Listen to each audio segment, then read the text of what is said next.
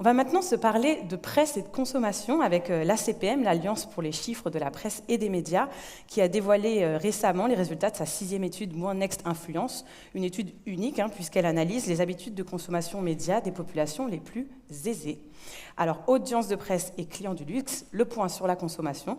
On le fait tout de suite avec Jean-Paul Diecht, DG de l'ACPM, et Aurore Daumont, présidente du Média Figaro et présidente du comité audience.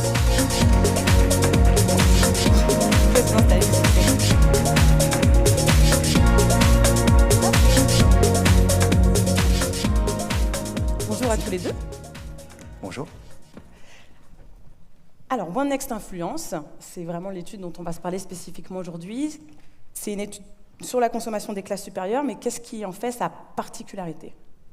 Alors, effectivement, One Next Influence est une étude unique. Donc, de fait, elle est particulière, puisque c'est la seule étude marché qui étudie justement le comportement des très hauts revenus, ce qu'on appelle les top cadres, les foyers les plus riches de France, les chefs d'entreprise les plus importants, qui permet justement cette étude d'appréhender le comportement de lecture de la presse, bien évidemment, mais aussi de leur consommation. Ce qui va être intéressant, c'est de pouvoir croiser toutes ces informations pour mieux connaître cette cible qui est ultra recherchée, bien évidemment, très complexe d'accéder, à laquelle il est très complexe d'accéder. C'est toute la complexité, la technicité de cette étude. Et bien évidemment, j'ai envie de dire, parce qu'on est au sommet du luxe, certainement là où l'une des cibles les plus recherchées par ces marques les plus prestigieuses. De fait, c'est corrélé avec les revenus, forcément, ces revenus qui permettent de consommer, et ce sont des grands consommateurs, et des grands lecteurs de presse aussi.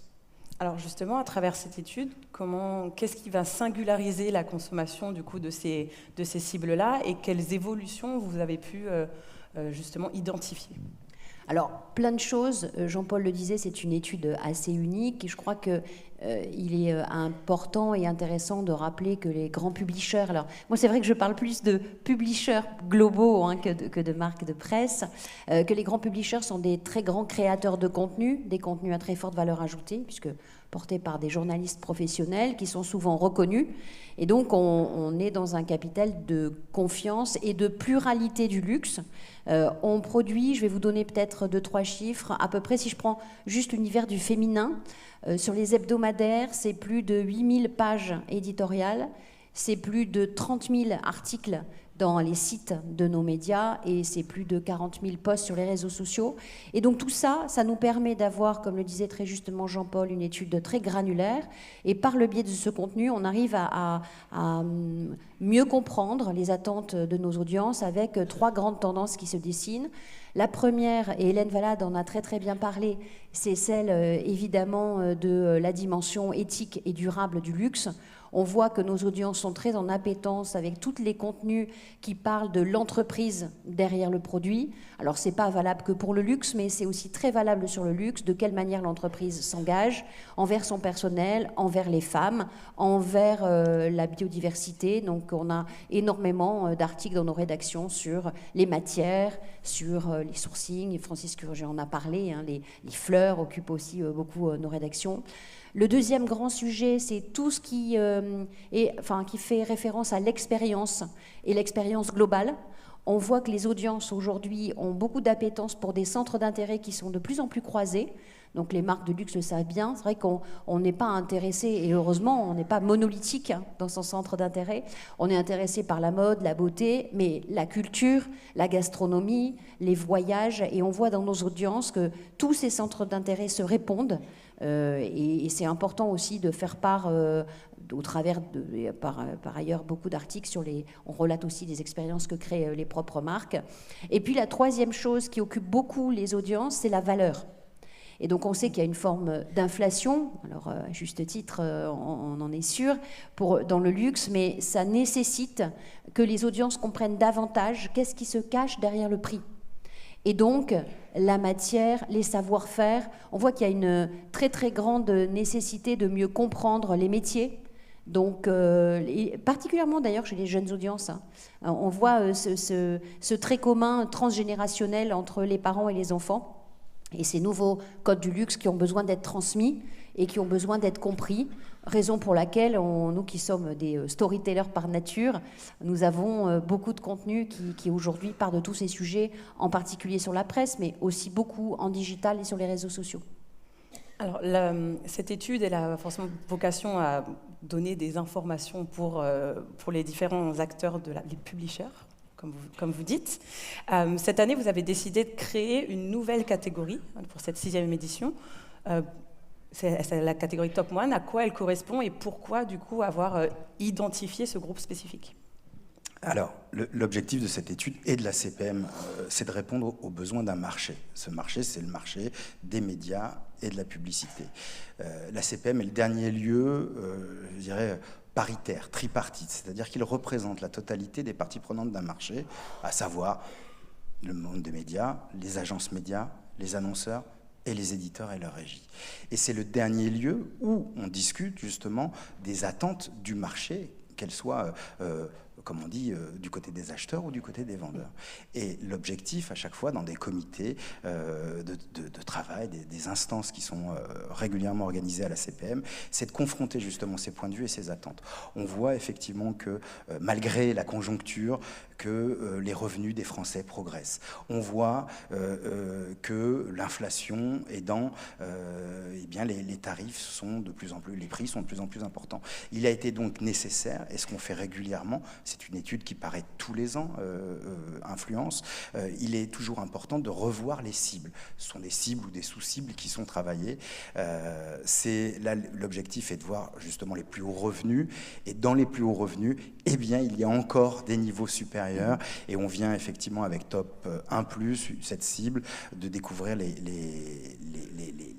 Français, les chefs d'entreprise, les foyers, qui gagnent plus de 200 000 € net après impôt par an, et forcément une cible qui est totalement privilégiée et recherchée par les marques dont on est en train de parler aujourd'hui et ce matin.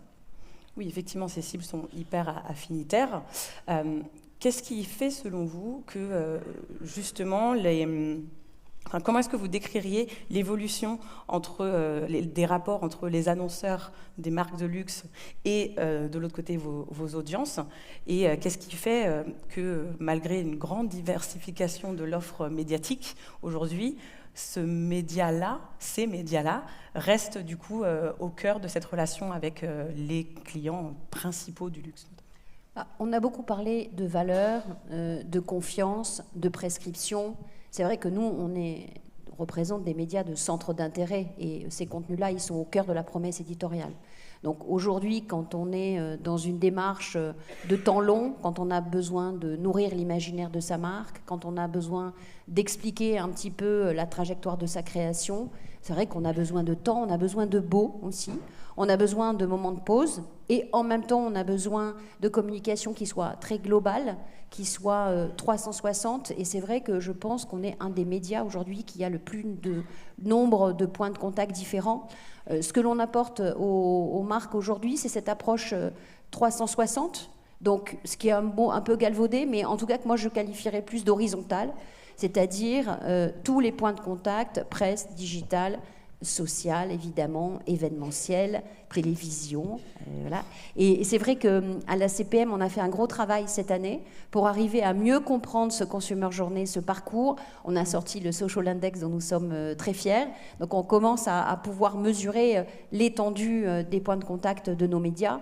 La deuxième chose, c'est que nous avons aussi une approche qui est verticale pour les marques. C'est-à-dire qu'on va prendre une thématique, prenons une thématique de la beauté, et cette thématique, elle va se décliner en verticale, c'est-à-dire qu'on va avoir un numéro spécial sur cette thématique, on va avoir un talk sur cette thématique, on va avoir un événement. Rien ne vaut le contact physique et le temps long, on le voit aujourd'hui. Donc nos marques produisent maintenant énormément d'événements. On va avoir des newsletters. Et on va avoir évidemment des posts sur les réseaux sociaux. Donc vous voyez, on est dans cette architecture horizontale, verticale. Et le troisième point, je crois que nous avons de plus en plus avec les entreprises des discussions qui sont globales entre le paid, le own earn, puisque c'est vrai que aussi la caractéristique de nos médias, c'est d'être en capacité de parler des marques d'un point de vue éditorial et en même temps de faire le relais en termes de communication et donc d'utiliser au maximum toute cette caisse de résonance que sont nos grands médias et cette grande confiance de nos audiences. Je rajoute Jean-Paul, pour finir, peut-être oui. un petit mot, justement, c'est la confiance dans le contexte. Je crois que ce qui fait et ce qui fera demain que ces publishers, ces marques de presse, ces marques médias restent des piliers fondamentaux dans l'investissement publicitaire, c'est parce que aujourd'hui, alors je parle Le Figaro qui a 200 ans, aujourd'hui ou bientôt, très bientôt, sont des marques largement aussi prestigieuses que d'autres marques.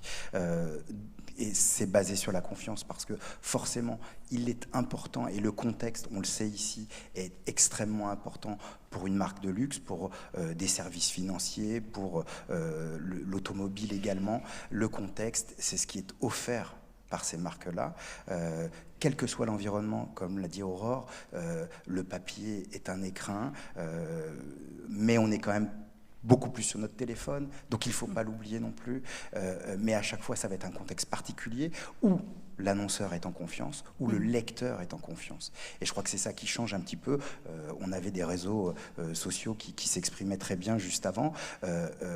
Les réseaux sociaux, effectivement, offrent un canal de diffusion, mais le contenu qui est recherché par les utilisateurs, c'est quand même le contenu de ces marques-là. Et c'est aujourd'hui cette production, Aurore a très bien parlé du Social Index, mais qui met justement en valeur que la production de ces marques médias, aujourd'hui, fait l'intérêt et l'usage de ces grandes plateformes aussi.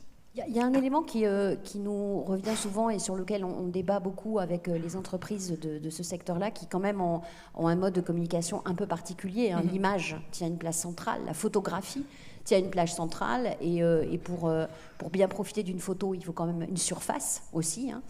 C'est le sujet de la babélisation que moi j'aime beaucoup, et c'est vrai que nous sommes maintenant dans une époque où on produit énormément de contenu. J'ai envie de dire, tout le monde produit du contenu, mais quand une entreprise a besoin de se projeter dans le futur, quand elle a besoin de parler et de nourrir sa réputation, son imaginaire, à un moment, il faut que dans l'imaginaire collectif, il existe une image à laquelle on va faire référence. Et je vais prendre comme exemple cette année qui est très riche. Très rapidement, désolé. Oui, et j'ai fini, promis. Cette année qui est très riche sur la mode, on voit à quel point les campagnes ancrent les nouvelles propositions artistiques des directions artistiques, que ce soit chez Chanel, chez Dior ou chez Gucci. Et ça, c'est intéressant de voir ce rôle de la presse d'ancrage très fort. Et puis, je finis par un chiffre, je ne peux pas m'empêcher de donner des chiffres. Donc, le ROI de la presse, peut-être qu'on peut donner 6 € par euro investi. C'est un magnifique ROI, c'est pas moi qui le dis, c'est Equimetrix, donc ça a beaucoup plus de valeur.